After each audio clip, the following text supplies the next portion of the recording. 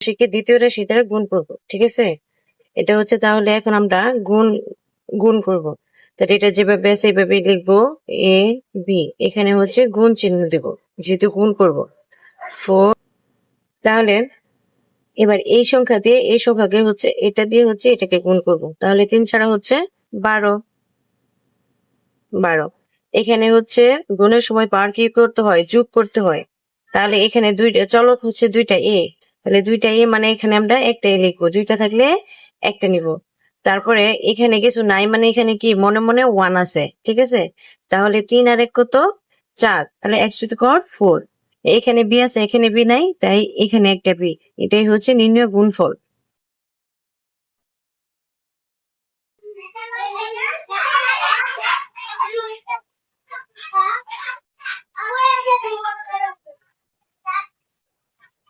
আচ্ছা, তাহলে হচ্ছে 2 নাম্বার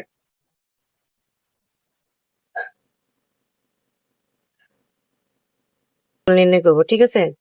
তাহলে এটা যেভাবে আছে এভাবে লিখবো এক্স ওয়াই ইন্টু, যেহেতু গুণ করতে বলছে 6 a z।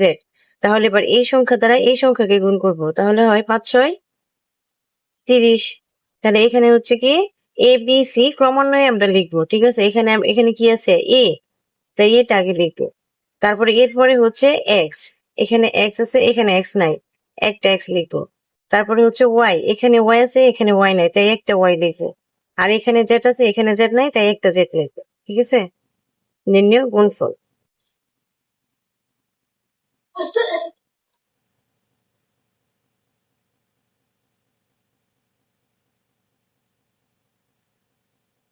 আচ্ছা, এবার লিখবো 3 নাম্বার। এখানে হচ্ছে 5a² x², 3a x⁵y।